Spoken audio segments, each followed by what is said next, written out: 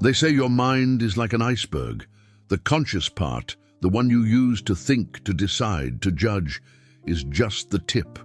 Beneath it lies a vast, silent ocean of thoughts, memories, and patterns that shape every choice you make.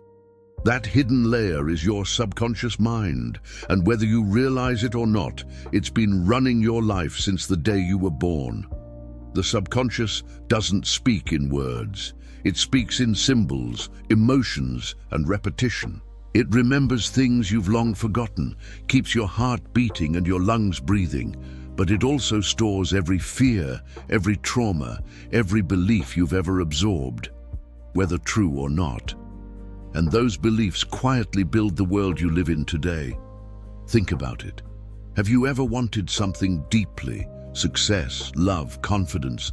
Yet no matter how hard you tried, something invisible kept holding you back. That's not bad luck or lack of effort. It's your subconscious mind running a program written years ago, maybe when you were a child. A program you didn't even know existed. As children, our subconscious is wide open. Between birth and about 7 years old, our brains operate mostly in a theta state, half dream, half reality. During that time, everything we hear, see, or feel gets recorded directly into our subconscious as truth. When someone said, "You're not good enough," your subconscious didn't argue. It accepted it. When someone made you feel safe or unsafe, it remembered that too. These moments became the rules by which your life still operates, even decades later. That's why affirmations and conscious decisions sometimes fail. You can repeat, "I'm confident," 1,000 times, but if deep down your subconscious believes you're not, it will quietly sabotage every attempt to prove otherwise. It's not trying to hurt you, it's trying to protect you. The subconscious always favors safety over success. Imagine your subconscious as an overprotective guardian. It's been watching you since childhood, making sure you survive. When it sees something new or uncertain, it doesn't see opportunity. It sees danger. So it whispers doubts, creates anxiety, and keeps you in familiar territory, even when that territory is painful. Because to the subconscious, familiar equals safe. This is why so many people repeat the same mistakes, attract the same kind of relationships, or feel stuck in the same emotional loops. It's not fate, it's programming. Your subconscious isn't your enemy, it's just following old instructions. And those instructions can be rewritten. Reprogramming the subconscious mind doesn't happen through force. It happens through consistency, emotion, and imagination. You can't tell your subconscious what to believe, but you can show it. Every image you hold vividly in your mind, every emotion you repeat, every thought you dwell on, it all becomes data that your subconscious absorbs as real. That's why visualization is so powerful. Your subconscious can't tell the difference between a real event and one imagined with full emotion. If you imagine yourself failing, your body reacts with stress. If you imagine yourself succeeding with real conviction, your subconscious begins aligning your habits, reactions, and attention toward that outcome. That's not magic, it's neuroscience. Your subconscious filters reality through something called the reticular activating system, a mental gatekeeper that decides what information reaches your conscious mind. It shows you what matches your dominant beliefs. So if you believe life is hard, you'll constantly notice proof that it is. But if you believe opportunity is everywhere, your mind will begin pointing it out.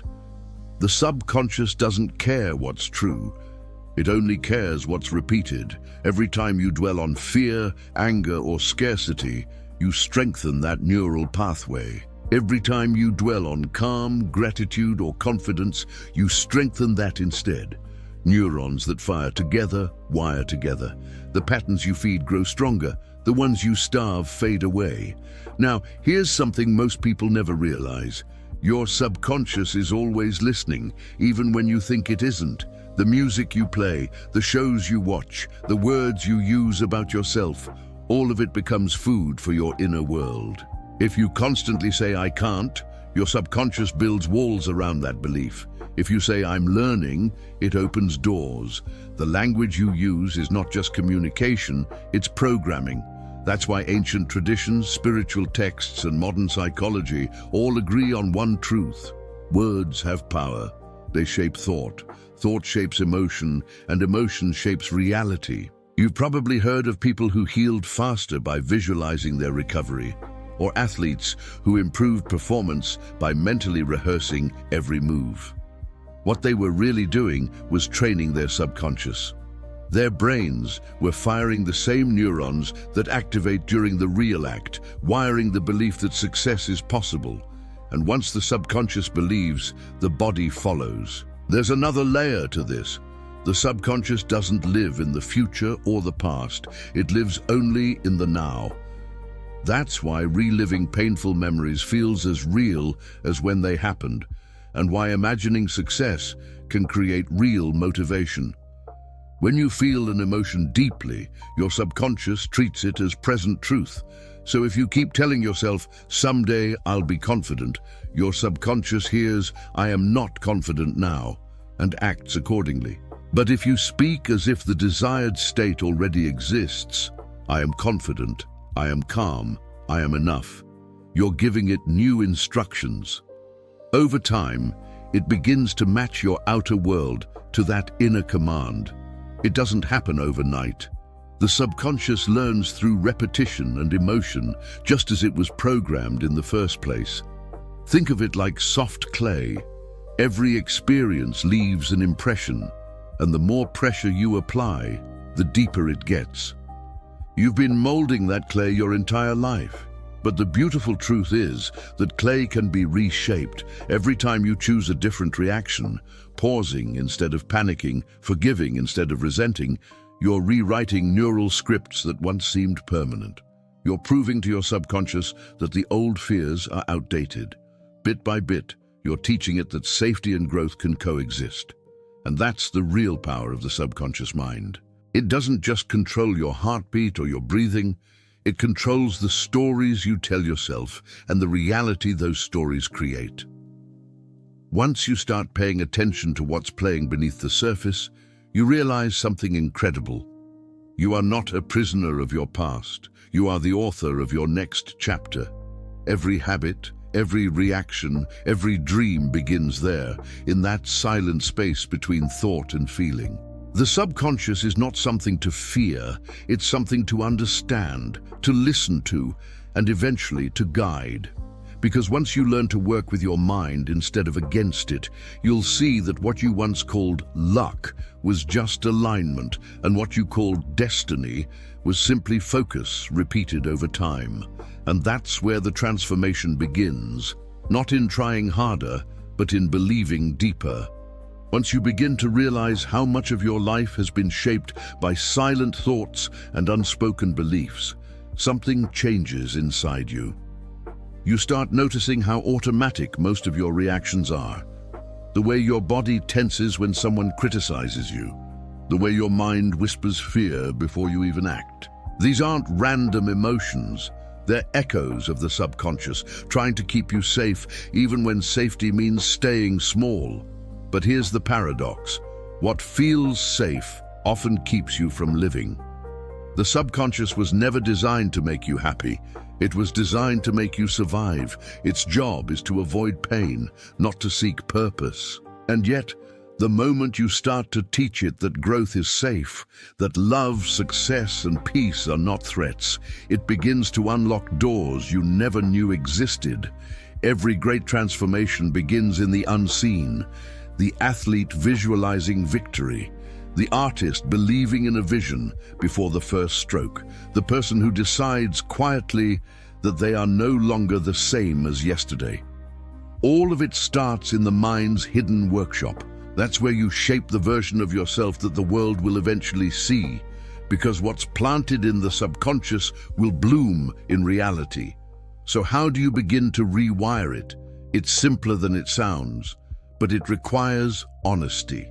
First, awareness. You cannot change what you refuse to see. Start paying attention to your inner dialogue. Notice the moments you shrink, hesitate, or feel not enough. Each of those feelings points to a belief your subconscious still holds. Write them down, not to judge them, but to understand them. Awareness is the first key that unlocks the cage. Second, emotion. The subconscious learns through feeling, not logic. If you want to replace fear with confidence, you must feel that confidence. Imagine it vividly, breathe it in, let your body believe it before your mind does. Every time you repeat that emotional state, you carve a new path through your brain's neural forest. Over time, that path becomes the new normal.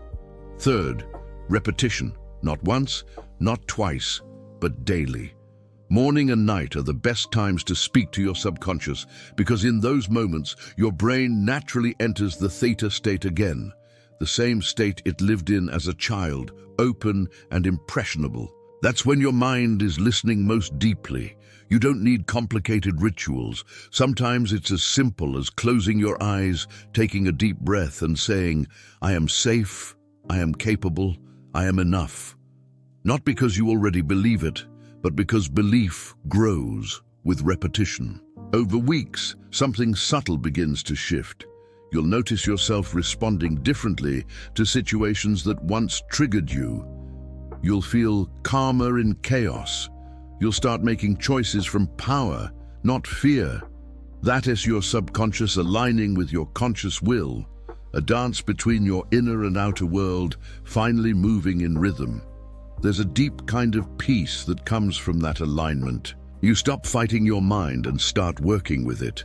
You stop forcing outcomes and start allowing them. When you learn to trust your subconscious, life stops feeling like a battle.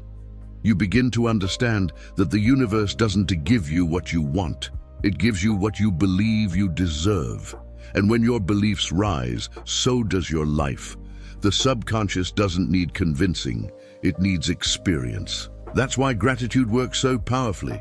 When you practice gratitude, even for small things, you're teaching your subconscious that life is abundant, not scarce. And because it always seeks to confirm what it believes, it starts finding more to be grateful for. Meditation, visualization, journaling, these aren't just spiritual buzzwords. They're tools that help you enter that deeper space where your subconscious listens. When you visualize, you're giving your mind new sensory data to work with. When you meditate, you quiet the noise long enough to hear what your inner self has been saying all along. When you write, you translate abstract emotion into language. And language is how we reshape thought. You may not see results immediately, that's okay. Change in the subconscious happens gradually, like water carving a canyon. You might wake up one morning and realize that something that used to terrify you no longer does, or that a dream you once doubted now feels possible. That's how transformation often looks. Small, quiet, consistent. Some people spend their whole lives trying to control the world outside of them, never realizing that their true power lies inside. When you master your subconscious, you stop reacting to life and start creating it. You become deliberate, intentional, awake, and that's where freedom begins. Not when everything around you changes, but when you do. Because in the end, the subconscious isn't just a hidden machine inside your brain. It's the bridge between who you are and who you're becoming. It's the silent partner that can either hold you back or lift you higher than you ever imagined. You are not your past programming. You are the awareness that can rewrite it. Every thought, every emotion, every decision is a chance to teach your mind a new story.